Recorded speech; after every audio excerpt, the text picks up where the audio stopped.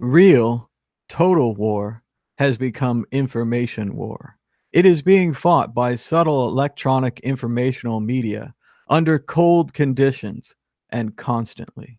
The Cold War is the real war front, a surround involving everybody, all the time, everywhere. Whenever hot wars are necessary these days, we conduct them in the backyards of the world with the old technologies. These wars are happenings, tragic games. It's no longer convenient or suitable to use the latest technologies for fighting our wars because the latest technologies have rendered war meaningless. The hydrogen bomb is history's exclamation point. It ends an age long sentence of manifest violence. And of course, some like it hot. That was a quick reading from The Medium is the Massage by Marshall McLuhan and Quentin Fiore. Check out the new cover by Shepard Fairey. Interesting looking eye. A good book, worth reading, even though it's a little old. Hey, everybody. I didn't see it come in. Welcome to Bitcoin Talk Show. We're just getting started this morning. A lot of good stuff to talk to you about today, but let's go ahead and get it going. Not much else to say. We're going to go full screen. Here we go. Extra monitor. Bing, bing.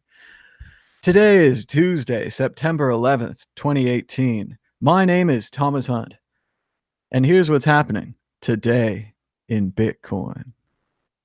The price of Bitcoin is down 0.9% in the last 24 hours, with a last of 6,257, a high of 6,400, and a low of 6,196.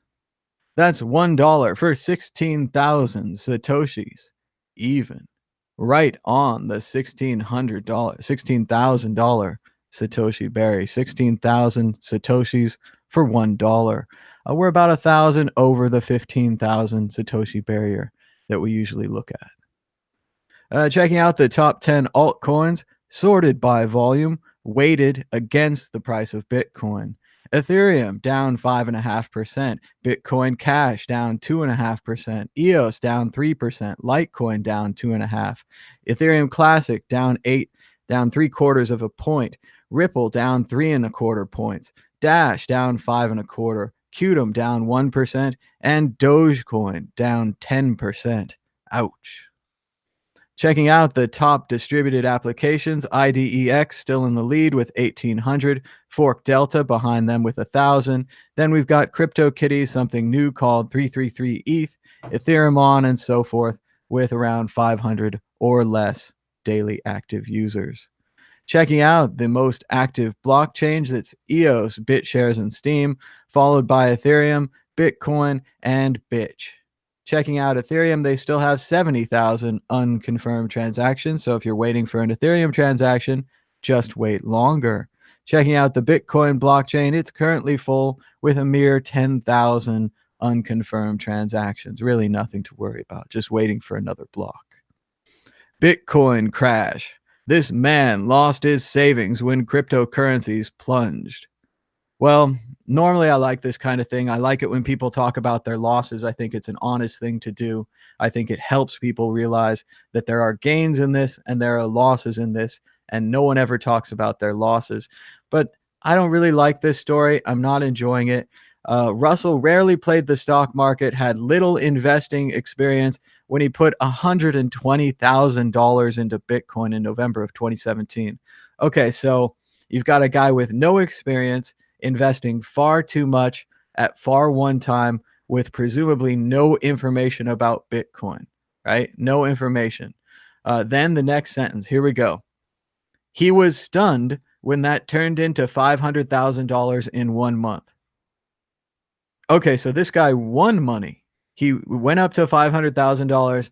Now, everyone out there, repeat after me. When your investment, even if it's $120 and it goes up to $500, what do you do when your investment doubles or triples? I'm looking at you in the audience. You have your hand up, sir. Oh, okay. He's raising his hand.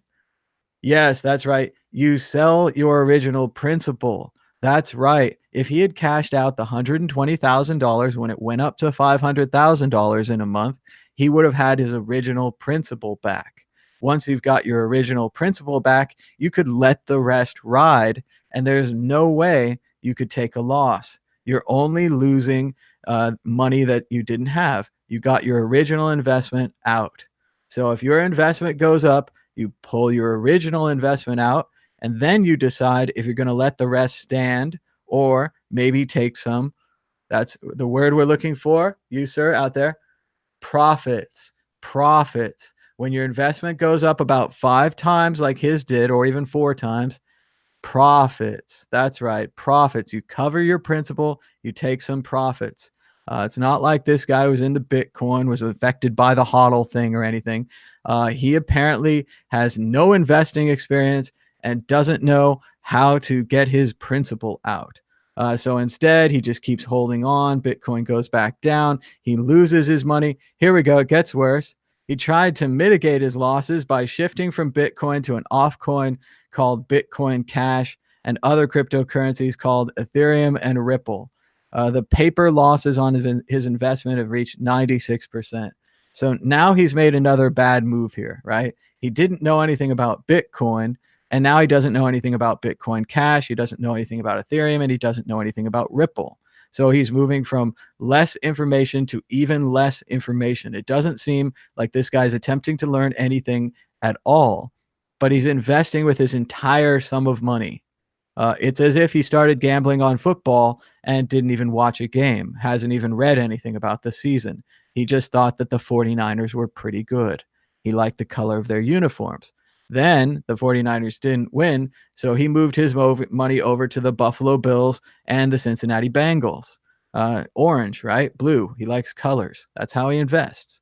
So again, what should he have done? He should have stuck with his initial investment. If there was a reason for him to invest in Bitcoin, he should try to stick with Bitcoin, maybe give it more than a few months or even more than a few years. He's lost 96% on paper. Let's see if he's going to hold it. Here we go. Trouble, billionaires going bankrupt. Here's the media driving on. Retail investors, students, housewives, even grandma was driven in by the hype. And who do you think was putting that hype out there? It was CNN. It was these other people like Forbes writing that article they write every 6 months. If you'd invested $100 in Bitcoin last year, you'd be a millionaire now. And they do another version. If you'd invested 100,000 in Bitcoin at the peak, you would have lost all your money. Ha ha ha. They alternate the articles every 6 months, creating that hype, creating that missing out feeling because they're only reporting on it after it's gone.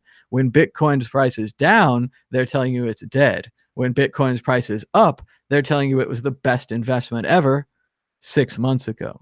They can't seem to give you any forward-facing information because they, like everyone else, can't predict the future. That's right, can't predict the future. So on and so forth. Despite the loss, he's a committed investor. Here we go. Before he first invested, Russell spent years tracking Bitcoin and studying blockchain. He said the learning process was like solving a plot of a mystery murder. So if he spent years tracking Bitcoin and didn't buy any, we have a word for that in the back. Yes. Oh, I think they're saying stupid. I think they're saying maybe if he had just tried Bitcoin, bought $100 worth, instead of spending years tracking and studying, he would have been able to understand it faster, and he could have figured out that the correct investment strategy was dollar cost averaging. That's right. If Russell had invested $100 a week during the years that he spent tracking and studying blockchain, which apparently didn't turn out too well, he would have actually made money. Also, he invested all of his life savings, clearly more than he could afford to lose, and he bet it all on the Oakland Raiders. They didn't win. Once again, it's just really bad, and I feel bad for him personally. I don't like to see anyone lose money. This is certainly an unfortunate personal story, and I know some of you out there have similar stories, but don't do it. If you're going to invest in Bitcoin for a good reason with a long time horizon. The way you get a long time horizon is you don't put so much money in that you're checking it every day. If you're checking it every day, if you're looking at it all the time, you put too much money in, you're overextended. You're trying to make big gains, but you might also take big losses, like this guy. So sad story from CNN. I hope this guy holds on to a little Bitcoin and turns it around, and maybe he'll have a chance in the future. We'll see. Why stable coins are no answer to Bitcoin's instability. And it's interesting because my simple answer is because you have to trust the stable coins. Every single stable coin relies on a bank account filled with dollars. So once again, you're pretty much back to the old dollar bank account game where you're holding a ticket and that ticket represents a dollar and they are allegedly holding dollars, but you don't have no way of telling, no way of freezing that, no way of locking that down. It's the trust that kills them. The other side of this is that Bitcoin, you don't have to trust anyone or anything. You don't have to trust that there's a bank account full of dollars backing the Bitcoin. The Bitcoin itself simply has value. Yes, you're trusting in the system and you're hoping that Bitcoin maintains value, but that's the same thing with the dollar. The dollar isn't backed by anything. You can't go anywhere and trade it in for gold or silver. The dollar is backed by faith. Bitcoin is backed by faith. Stable coins are backed by a bank account full of dollars that can easily be seized or frozen. So you're essentially reinventing the old banking system. This is what pathetic, uninteresting, non-creative people do. As the article says, there's 3 different types of stable coins. There's stable coins that are 100% collateralized. These are the only reasonable kinds of stable coins where they actually hold a one-to-one relationship of dollars in their stablecoin account to number of stable coins that they printed. This, of course, like any other gold ticket system, can be rigged. Tether is allegedly one-to-one to the dollar, but they cannot prove their claim. If they can't prove their claim, what are you investing in when you hold Tether? You're investing in an unproven claim. This is a bad idea. The second type of fiat stable-backed cryptocurrencies is half collateralized or something. Where is it? Right here. Fully collateralized, partially collateralized. So this one, they're not lying to you like the first one. We're 100%. This one, they're telling you straight up. They're like, yeah, we printed about half of them. About half of these can be traded in for dollars, which is insane. Which is reminiscent of that old movie, It's a Wonderful Life, where they print more tokens than they have, so on and so forth.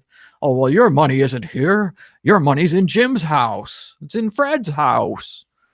So yeah, this is a terrible idea. Why would you trust anyone that has a partially collateralized system? This is just ridiculous. If there's ever a run on that bank, half the people get their money, half the people get the shaft. Why would you ever use this? It makes no sense. The third type, I love this too, is uncollateralized.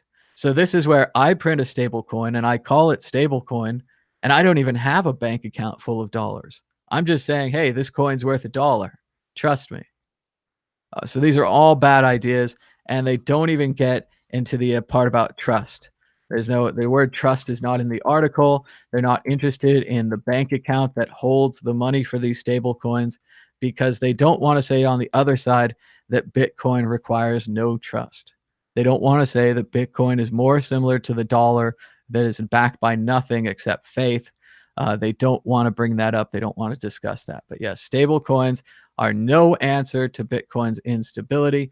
People keep doing them for the same reason people print gold tickets, because you can print more tickets than you have coins. It's the same old scam. Boring. Checking out Twitter, we went deep into the spaceship Discovery, searching for Hal's brain. Probably going to turn it off or maybe see if he's got that Bitcoin wallet he's been holding for me. We got to bring Hal Finney back. We had an extended version of yesterday's Bitcoin talk show. It was pretty fun. I was on for a couple of hours. And then the European crew showed up. How fun was that? Max and Rico and Nico talking about game theory and Bitcoin. You can check it out on yesterday's show. It's kind of a double-packed episode. It's a half and half. It was really fun. I got a chance to play Spider-Man yesterday. Thanks so much to the donors who donated to our fundraiser. We raised the $60 that we needed to buy Spider-Man online. It successfully downloaded all 47 gigabytes of the game. I know, 47 gigabytes. I used to play games on cartridges that I think held less than 4 megabytes, 8 megabytes, something like that. Atari games are counted in K. You can count them in kilobytes. So I got a chance to play Spider-Man. It was on Twitch. It was pretty fun. Twitch didn't save my video as usual, but I did push record on my home system, so I should be able to upload it somewhere if there is interest. There wasn't that much interest while I was live, but it was kind of the middle of the day, and we don't do a lot of Twitch streams.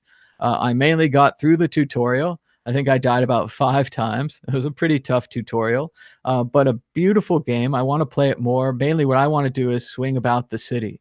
The tutorial was mainly inside and focused on fighting, which is great, is a good system. But the swinging outside looked really good. It had the pendulum feeling where you're jumping from one to the other. A couple of times I hit the ground. All of the animations are really incredible. He seems to do a lot of Spider-Man looking things. If you're into Spider-Man, if you're into PS4, check it out. It's a good game. I'm going to hopefully play it more today. And then maybe when I get back home, a big announcement from Bitcoin Hat Guy.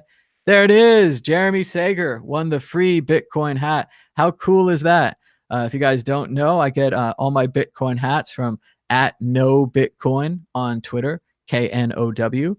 And he is releasing a Bitcoin hat giveaway because he reached 2,300 followers. So shout out to Bitcoin Hat Guy, and shout out to Jeremy Sager, who's right here in the chat. He's a moderator. He helps us timestamp things. Really deserves a free hat. Great deal for Jeremy, and I hope you enjoy your new Bitcoin hat. For anyone else out there looking to buy a great looking Bitcoin hat, this is where I get mine. I got one on eBay once. Let me tell you, it was printed on. It was just printed on there. If you look at these, they're stitched. So if you want a nice stitched Bitcoin hat, it also says #Bitcoin on the back. I think that's a pretty cool detail. These hats don't advertise the Bitcoin Hat Guy at all. These hats advertise Bitcoin. I've been buying these hats for at least 3 to 5 years. I bought at least 3 or 4 of them from the guy. I keep replacing them when I wear them out. My only complaint or request would be he should do one of those sportsy hats that are made out of that cool new material like spandex or whatever it is, rather than these, which are kind of the heavier wool hats that eventually I sweat through and ruin. So, but I could always use a new hat. Whenever he's got them out, he's got a cool one there that says Bitcoin. He's got the gray ones. My buddy Christoph Atlas used to rock this one over here with the half Bitcoin logo on the side. It's pretty good stuff. Krista Rose also rocks these hats. It's good to have people out there. And again, shout out to Jeremy, and a good idea, Bitcoin Hat Guy, giving away a hat. Nice thing to do. I went to the Tropicana last night. I hadn't been in there in a while. They did a renovation in 2011. Look at that ceiling. What a beautiful ceiling. This is an original 1956 casino. You know what that means. It was built by somebody. They had trouble with their construction loans, and they had to take an offer that they couldn't refuse. Eventually, the operation or the outfit ended up running the whole casino and skimming right off the top. Beautiful glass above the ceiling here. A nicely outfitted casino at the Tropicana. I went to see Rich Little, the famous Canadian impersonator and impressionist. He was fantastic, still rocking at 79 years of age. Um, he did a fantastic Bill Clinton, Ronald Reagan, Richard Nixon, just a great impressionist. It was interesting to watch because he didn't just work with the voice. His entire body seemed to take on the impression. When he was doing Clint Eastwood, he was squinting at us. Nixon, he kind of brought his neck forward and, talked about it. People in the chat are saying he's still alive. That's what he opened his show with. He opened his show, "I'm Rich Little and I'm still alive." It was pretty amazing. He's doing nightly shows at the Tropicana. If you guys are fans, definitely I would suggest coming into town, checking it out as soon as you can. He's an older gentleman. He's doing every day but Friday, Saturday, and Sunday. So he does 4 shows a week. Pretty good deal for Rich Little. Fantastic impressionist, impersonator, inspired Jim Carrey. I also got to see, if you're into impersonators, I got to see Gordie Brown a couple of weeks ago at the Hooters Casino. He's still performing as well. Another Canadian. another old impressionist. One of the ones I wanted Rich Little to do that he didn't do was Howard Cosell. The great announcer, Howard Cosell, talking to my friend the Juice. Juice, have you heard about the latest news in sports? The Raiders have traded away their entire team. I cannot understand the reason they would do this. It makes no sense to me. But yeah, great impersonator. Great to see Rich Little. Fun time down at the Trop. Max Hillebrand had another show on the World Crypto Network called Intellectual Property and Who Owns Bitcoin. Check that out. Can you actually own Bitcoin, or do you just control the private keys? Interesting philosophical and economic discussions with Max Hillebrand. Joseph Young writes on Twitter, he says, I can argue that this week has been the best week for crypto. Citigroup is looking into crypto custody. Gemini's fully audited, licensed stablecoin. EU Commission says crypto is here to stay. And NASDAQ is building crypto analytical tools. It's not always about the price. Good point. Elon Musk says that Rick and Morty is the best show in the multiverse. Shout out. Way to go, Elon. Love Rick and Morty. It's a great show. I'd just like to ask everyone to give us a thumbs up and a share so that more people will find this show. Ethereum is having trouble with their ASICs. They had a proof of work change proposal launched to kick the ASICs off the network. Whale Panda writes, he says, considering Vitalik's close relationship with Jihan, I don't see this happening anytime soon. I think it would be a good idea, though, like Monero did. So interesting developments in Bitcoin mining as they might move against ASICs. And in general, they do have that planned stab all their miners in the back, switch to proof of stake, but it has been delayed for at least a year. Interesting advertisement from Subway. Not sure this is really politically acceptable. Fly in on September 11th. You will never forget this deal. 2 foot-long subs for $9.11 at Subway. Eat fresh. Oh, wait, that's the onion. That's a joke. Andy Hoffman had a great show this morning, his 1-year anniversary of Crypto Gold Central, where he interviewed Simon Dixon right here on the World Crypto Network. So check it out in the links down below. Be sure to subscribe and check out Andy's interview. I was just listening to a little bit of it before the show. Good stuff. I got a chance to start reading the new Donald Trump book today. For those of you who don't know, I have read every single popular Donald Trump book that's come out since he was elected president. This one is by Bob Woodward, half of the Woodward and Bernstein team that took down Richard Nixon with their book, All the President's Men, and their reporting in the Washington Post. I'm only about 10% through the book. I just started this morning. So far, he seems to have all the quotes and all the interviews, and it feels like you're there on the inside. Here's a quote from Steve Bannon. He says, he's actually prepping for the debates? Bannon said, suddenly impressed. No, he comes and plays golf, and we just talk about the campaign and stuff like that. But we're trying to get him into the habit. It's truly a presidency like no other. Regardless of your political beliefs, the amount of work not done on being president, his resistance to having a transition team in case he won. He said that Romney spent too much time on his transition team, and he had this superstitious idea that it would jinx him. So he cut off Christie from having any money to run the transition and prepare if they actually won to be president. I think it was more about the money than anything else, not the jinxing. And they just had no plan when they rolled in. So I'm looking forward to that section. So far, Bannon realizes what's happening. Bannon realizes that there's no plan, but we'll see how it goes. Eventually, I did manage to download the Kindle book. I had some trouble. I had to reset my Kindle for some reason. So FYI, my first reset didn't work. So make sure you hold down that button all the way if you need to reset.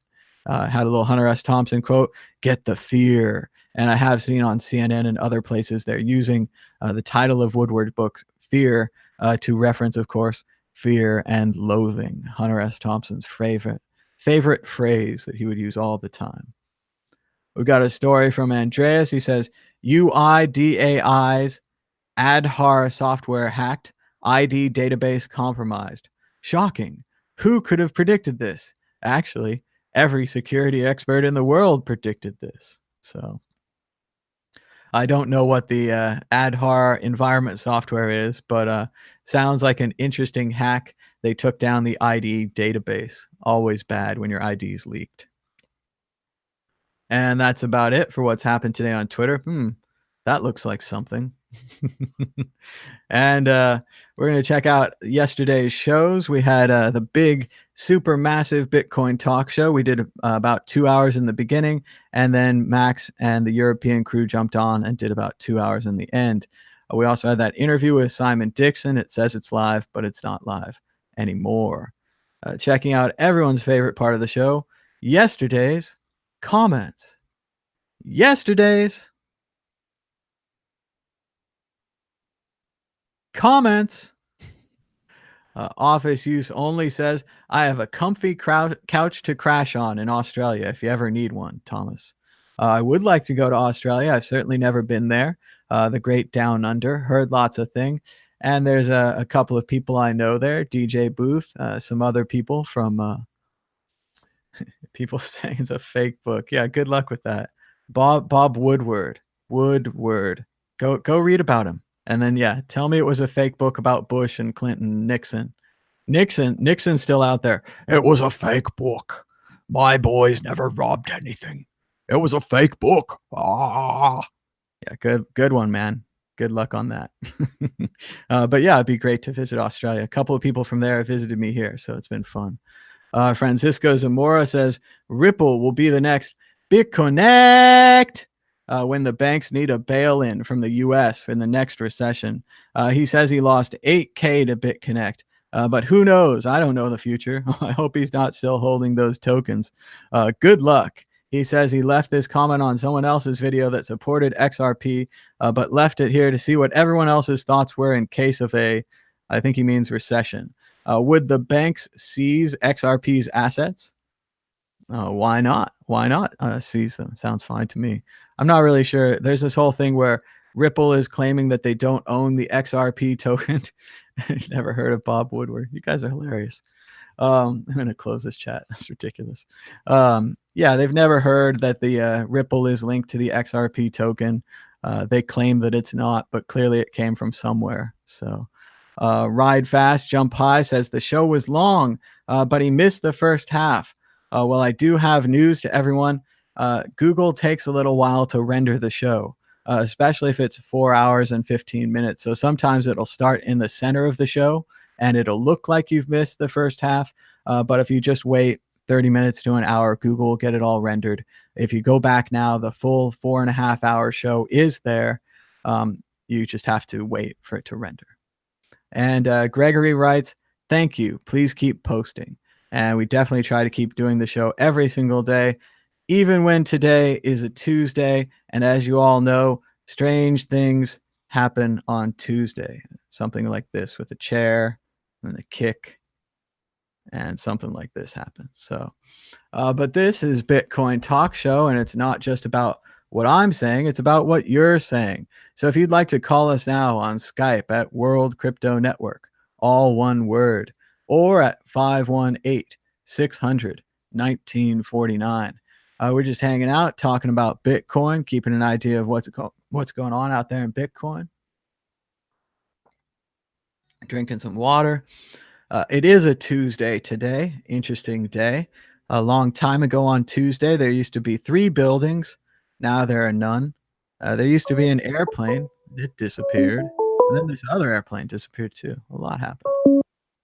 Hello, caller. You're live on the World Crypto Network. What's your name and where are you calling from? The Bitcoin Group. The American original. That's it. How are you doing, man? It's Crypt Loco. I'm actually out here in Cancun today. I got a job on. I'm trying to get cool.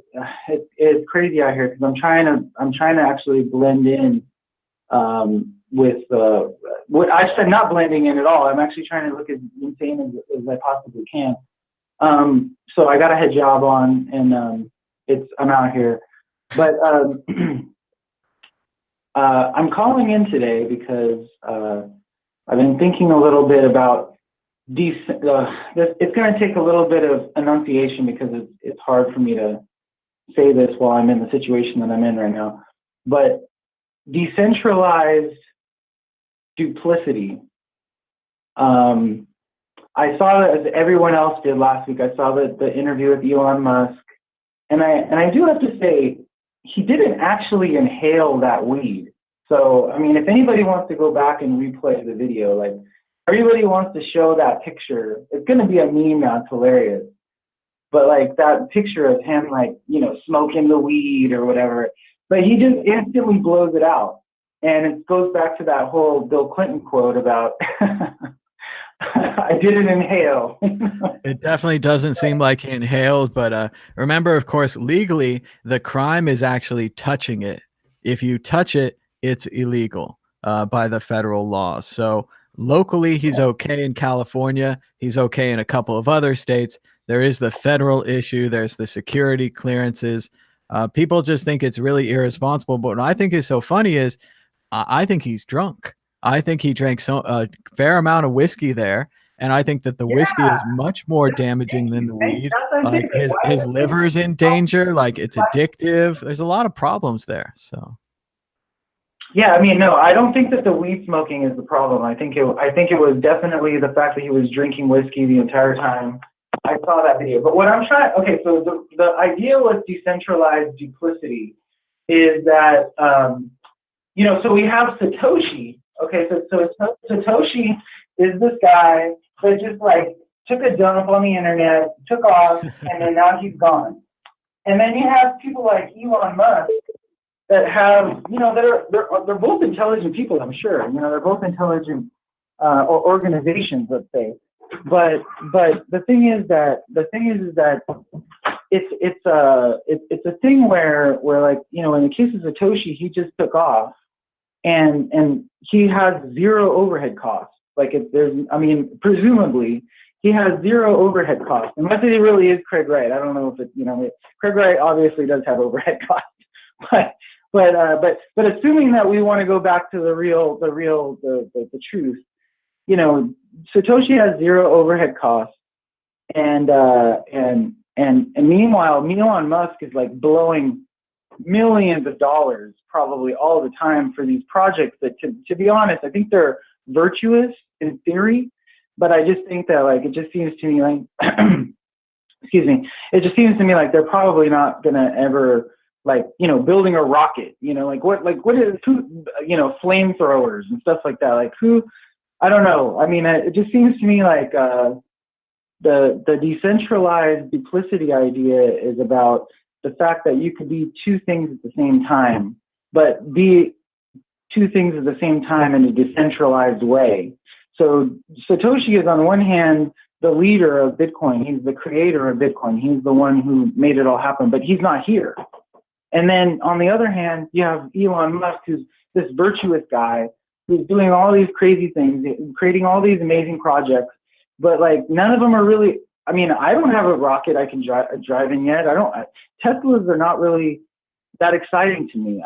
There's a lot of things that he's created that, I mean, it was a good idea, but it's like, well, whatever. I don't really care. So it might not be so much the Tesla or the Tesla you get today. It might be his effect on the market as a catalyst. Before there was a Tesla, there was only the Prius, right? Only Toyota had the hybrid car. Honda was following. All the others were following. Nissan followed. Would Nissan have created the Leaf if it wasn't for the Tesla? If we result in a industry change from polluting fossil fuels to renewable electricity, even if it's not Tesla, I think Elon deserves some of the credit for sparking off this whole idea, for starting us off on the right path. Well, yeah, and I that's what I'm saying. It's interesting because it's like that's what I mean about the duplicity of it. Is that on one hand, one could look at him and say, like, this guy is just blowing tons of money on crazy ideas that are never really going to be profitable. On the other hand, you can say like this guy is a trendsetter. He's a, you know, and same thing with Satoshi. Like on one hand, you can say that Satoshi was, you know, innovator. He was, you know, let's just assume that Satoshi is one person for a second.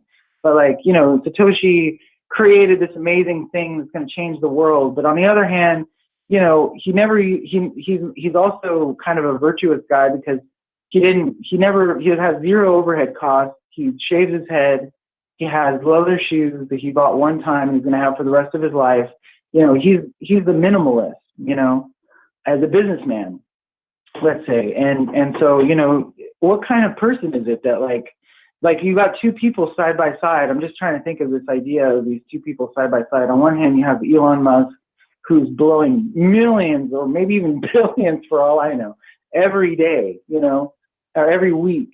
And then, you know, on the other hand, you have this guy Satoshi that just wrote some code and was in a chat and, you know, and dropped some stuff that's now worth probably just as much as Elon Musk is worth. It hasn't spent the coins and doesn't care, you know. Well, let me run this idea by you. What do you think the possibility is? We're talking about the same guy here. If we go back to Elon's history, he founded something called X.com. That was his first business. It was kind of like an online bank. They had a checking account and a savings account, but they didn't have any branches. This is way before the idea was taken by many other online-only banks like ING Direct and so on and so forth. So they started X.com and they were sending money around the internet and it was working pretty good. Then they merged with PayPal. And PayPal and X.com became the same thing. And like we all always say all the time, PayPal wanted to be internet currency. It wanted to be this thing that Bitcoin was. But of course, they saw if the currency got off their server, you could use it to buy anything. And that meant that PayPal would be partially responsible for you spending your money at Silk Road or for you spending your money somewhere else for something else, you know? So they didn't do it, right? They rolled back their ambitions. They made a much more limited internet currency than they wanted to make. And eventually they kind of got in that symbiotic relationship with eBay and they became eBay's payment arm, essentially. But it's Elon Musk in the background behind all of this. He had some say in it after the merger, so on and so forth. And then he starts Tesla, the electric car company. He starts Solar City, the solar roofs company. And like you say, on the side, he's doing SpaceX. But I don't really focus on that one. I think the other two are much more consumer focused. So could this be the same person? Is Elon Musk Satoshi Nakamoto? That's why I bring it up, because I'll tell you, I don't want to reveal too much about myself, but I'll tell you, I've met Elon Musk before, and I've also met all of the other people that are affiliated with PayPal. In the case of so there's this house actually in San Francisco. And I'll let a little bit more about my background out, which is that I'm a DJ. So I used to DJ at the PayPal house in San Francisco. There's this house that they created where, you know, it's all just, there's actually a swimming pool in the living room, just like with Lebowski, if you've ever seen that movie, which I'm sure you have. And they have there's all these things about this house. The whole point of the house is for them to have events there to host, you know, I guess wealthy investors or whatever. And I'm not exactly sure what the profit motive is, but it doesn't matter to me because I was just a DJ. And so, and that's why I'm out here in my hijab right now. Is I'm out here in Cancun I'm out here for a gig. But like, so what I'm saying is you know, what happens is when you got real money going on, it starts to dissolve the duplicity starts to really come out. You know, you're this amazing inventor, but at the same time, you know, really what it is you start to lose that part of yourself. And then all of a sudden everybody around you starts to lose that part of themselves. And there's a few guys actually that are involved in this whole thing, and the thing is that there's houses all over the United States that it's the PayPal guys that they created these houses where these homes that are not meant to be lived in. They're just there to have parties. So one of the guys, I forget, I think his name is Ken. They always pay me in PayPal, which was great. But anyway, all I'm trying to say is that I would love to think that Elon Musk is Satoshi, but I have a feeling that the minute that the money started to roll in and he was a public figure, then all of a sudden his motivation started to turn in a different direction, is all I'm saying. Whereas with Satoshi, it's like he never had any public, he doesn't know his real name. So, you know, I mean, he never really had that motivation to say, oh, let me take all this money that I made on this really great idea and let me turn it into these homes that I'm going to just have parties in. Yeah, I'm not so sure that. I what you're saying, and I actually wish that Elon Musk was the creator, but at the same time, I'm worried that if that was the case, it would kind of diminish my theory about decentralized duplicity, because decentralized duplicity is. Now, I just want to say this though, I'm definitely bullish on Tron. Tron is going to go to the moon. Yeah, I like the movie Tron.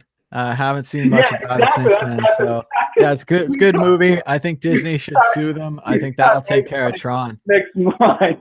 Yeah, but I think actually the opposite. I think that the money is one of the reasons why I think Elon could be Satoshi. Elon Musk has enough money. He doesn't care if Satoshi made $1 billion or 100 billion or whatever it is.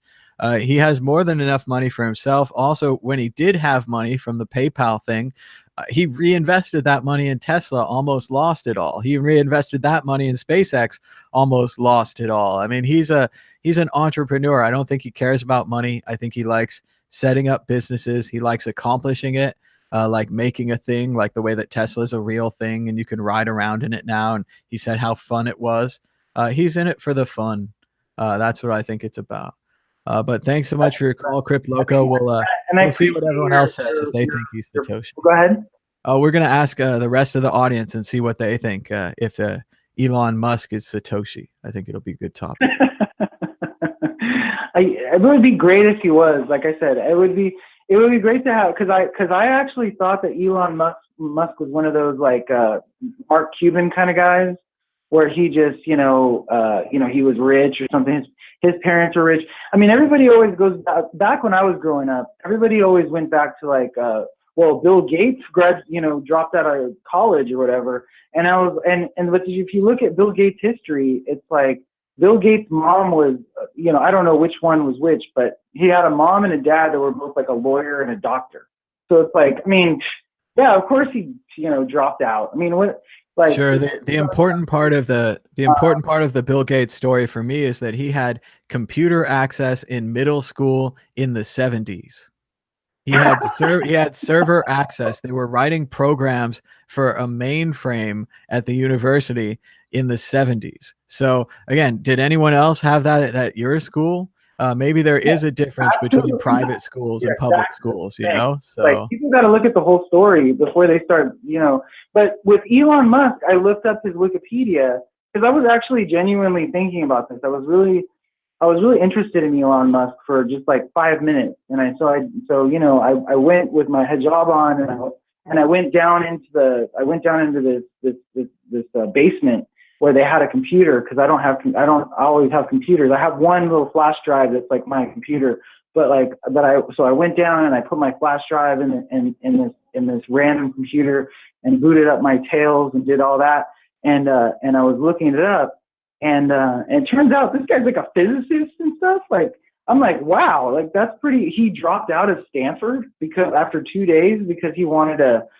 Because he built PayPal basically. But I mean, I'm just like, okay, well, I'm going to ease up on the negative comments about Elon Musk because he actually has, demonstrated something important. A lot of people in the Bitcoin space, we don't know that much. There's no Wikipedia page for me. There's no Wikipedia page for you. I mean, we don't really know what we're doing over here. That's what I liked about Bitcoin in the first place was, I mean, I might have 5 degrees, or I might have 0 degrees, or I might have, I might really be good at making, chicken tikka masala. I mean, who knows? I don't, it doesn't matter. So, I mean, nobody really knows anything about anybody else. All it is just when we talk, we have ideas, we throw them out there. It's a really interesting culture. And so that's what I mean by the decentralized, the decentralized nature of the duplicity, because we could be two completely separate things and never have to actually be the same. Like most things, you have to be the same thing all the time. You have to always be like centered and, in a specific moment and point and be the same person. But with Bitcoin, I mean, you could be two things at the same time. It's amazing. And that's what I'm saying. I'm out here I have my hijab on, and I'm trying to slide underneath the because if people see if you have a hijab in Cancun, I mean, man, people don't even know what to think about that. It's like a whole, like, I'm just ever since I was a Bitcoiner, for the longest time, for the last 3 years, I've had this whole concept of stunt jobs. So I have all these stunt jobs that I do. I'm a DJ, and I'm a comedian. All right. Well, we'll have to see how it goes, but we've got to get the line open so we can have additional callers. But thanks for your comments today. Yeah, no, let me let you go. But yeah, thanks for everything that you're doing, and like I said, I really appreciate your time, Thomas. Well, we're gonna look in more to this Elon Musk thing. We're gonna see what the other call is, but figure it out. Give us a call anytime. Thanks so much for your call. Thanks. All right. And what do you think in the chat? Do you think that Elon Musk is Satoshi Nakamoto? He certainly believes in internet currency, has a lot of money, could fund a secret lab full of programmers working on this, has a lot of money, doesn't really need the money, so there's no reason for him to cash out, has a large public persona worth protecting, maybe a reason to stay anonymous. What do you think? Satoshi Nakamoto, Elon Musk? Or maybe they're just similar guys. Maybe they just think similarly. But you can give us a call now on Skype at World Crypto Network, all one word, or at 518-600-1949. Try to keep the show going a little bit today if there are more calls. If not, I could always be playing Spider-Man. Got a chance to try it out a little bit yesterday, but didn't really get to the open world part of the game. I still don't think I'm that good at Twitch, or I don't understand it, but sometimes I forget to talk and I just play the game. Other times I thought I said interesting stuff, but there was hardly anyone in the chat anyway, so I don't know what it was for. And then Twitch keeps not saving my games. It makes no sense. YouTube does this great job. Every time you record something, they save it and they let people watch it at other times. Twitch, not so much. Seems like you record it and it disappears. So not sure what the point of that was. Looking at the chat, seeing if people think that Elon is Satoshi. They think he's a good marketer, but not much of a genius. It's funny when people love Tron. Good luck with that. Let's see. People are enjoying the caller. A lot of interesting ideas. But remember, you guys need to call in now if you want to be on the show. And you can call us now at 518-600-1949 or at World Crypto Network, all one word, on Skype. They're talking about how Elon Musk, some people are saying he dropped out of college. Other people said he didn't. I think Elon is the one that they base the character in Silicon Valley after, where he's talking about how bad college is and how he'll pay people to drop out and so on and so forth. Pretty sure that part was based on Elon. So he's not a fan of the college system. It was interesting to see recently that Apple and Google both dropped college degree requirements. I thought that was a really good thing, because sometimes people learn things outside of college, or they learn things on their own and they can become experts on their own, and they just weren't considered for these positions because of their lack of college degrees. That's not to say that I don't think that there's fun things to learn at college and that it can be useful. It's all about what you put into it. So if you go into college with a negative attitude and you think that everything is a scam and no one can teach you and so on and so forth, then it comes true. No one can teach you. You can't learn anything. Uh, I don't think the college failed. I think you failed the college. You've got to have a good open attitude. You've got to be able to connect your various classes together. And I think one of the most important things about the college curriculum that people rebel against is that it gets you outside of your box. It makes the engineering kids read books. It makes the book reading kids do engineering. It's that crossover that the requirements make you do that can make you a well-rounded person and make you realize that everything is connected and that all ideas are interrelated. Even take, for example, nutrition, what the people were eating when they wrote those books, what they were not eating, what the Romans were drinking, the lead pipes that they were using that were poisoning them and causing them to go crazy. Everything's connected. The Romans didn't care enough about plumbing, lost their minds. These kind of things, not the kind of thing that you're going to see if you're just looking straight down your tunnel and you're not looking outside of it. Hello, caller. You're live on the World Crypto Network. What's your name and where are you calling from? Hey, this is Crypto Daddy. All Hello, right. everyone. Hey, Crypto Daddy. What's on your mind about Bitcoin today? Well, I wanted to talk about the college thing that Google and Apple kind of dropped. Kind of. I have to say one thing. I have a college degree, okay, and I'm an engineer by trade. However, I have worked with people who worked at NASA that had 0 degrees and a lot of smarts. At NASA. Now, they were there in the 70s. I've worked with people that had no degree that outdid me. Okay. So a degree is a bunch of BS, if you ask me, especially now that we have, the internet. And I'm glad to see that the companies are starting to see that again, because I have to tell you that back in the day when when there was computing and so forth and electronic engineering and so forth, they weren't asking for these ridiculous, you have to be a god with a PhD degree. They just wanted you to have a little bit of, understanding, and you learn on the job. And that's the way it should be. That's all I wanted to say. And hopefully we're getting back to that. That seems right to me. I could agree with that. I do still think a college degree is valuable, but I just don't think it's as required.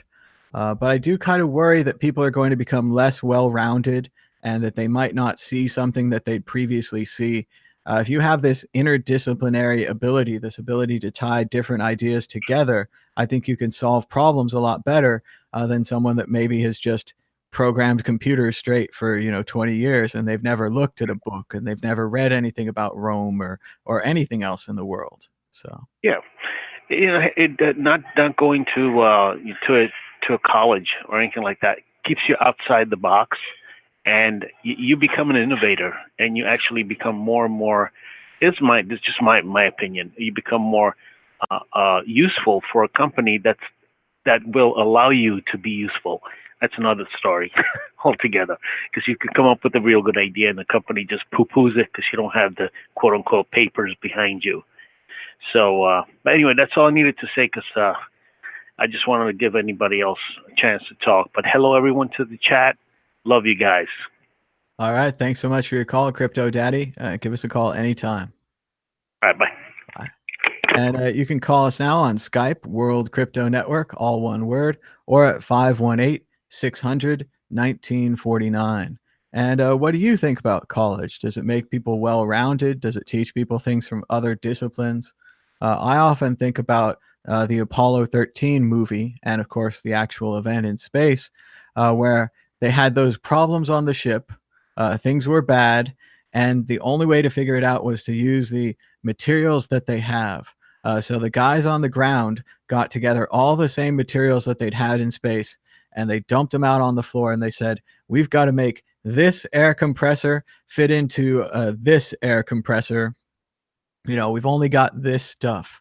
And the guys were able to put it all together because I think by working at NASA, they were used to thinking outside the box. They were engineers. They're used to solving problems.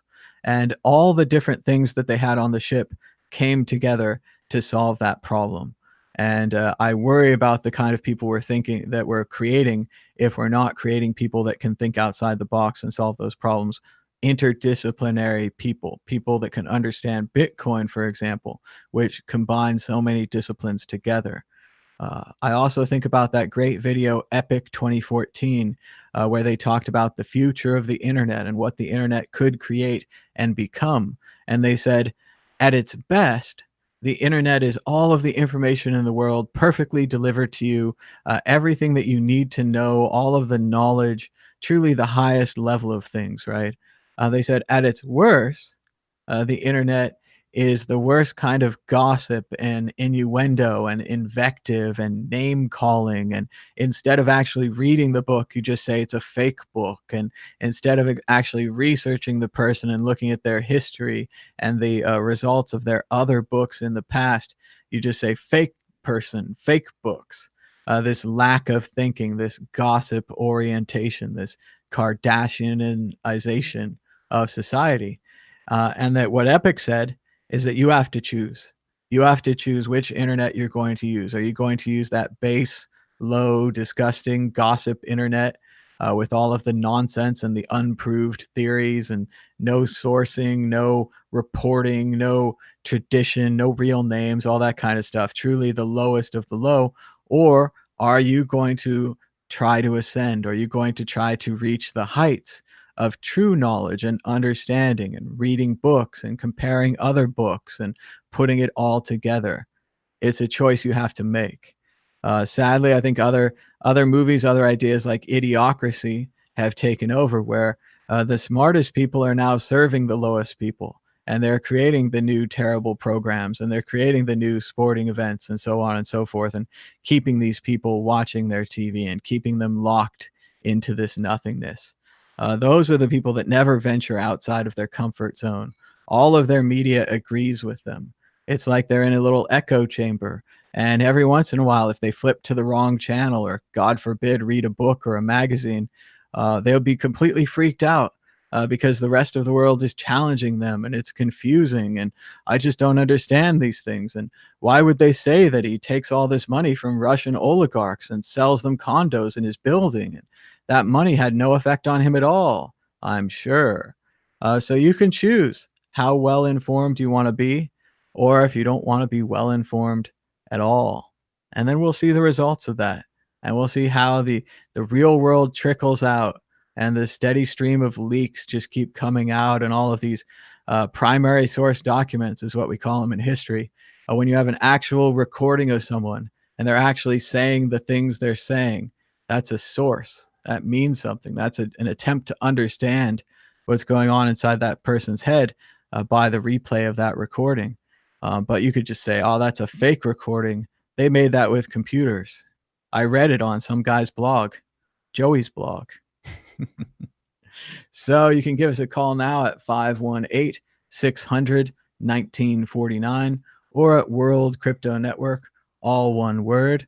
We'll try to keep the calls going as long as there are calls, but then we'll have to move on and do something else. And keeping in mind, I am traveling tomorrow morning, so I won't be able to do the show. I'll try to do a show maybe tomorrow afternoon or evening when I get home to Sacramento. I'm going back to visit some friends and gather up some of my stuff as I plan my next trip towards Europe. So I hope to be in Europe soon. I'm trying to make it out to Prague for the HCPP Hackers Congress in Prague. It was a great event last year, and it'll be a great event this year. We got to live stream some of it last year. We did a lot of interviews. It was really great. You can check it out here on the World Crypto Networks in our archives. We have over 4 years of Bitcoin talk shows and other shows right here on the World Crypto Network in the archive. And the people in the chat continue to listen to their right-wing echo chamber. So good luck with that, guys. Don't go outside of that. Just ignore everything that's happening. Yes, don't read. And it looks like we're running out of time today. We're just not getting the kind of calls we're looking for. But thanks to everyone who did call. We had a great time hanging out with you today on Bitcoin Talk Show. And we'll be back tomorrow with another show. Be sure to give us a thumbs up and a share and subscribe down below. Until next time, bye-bye.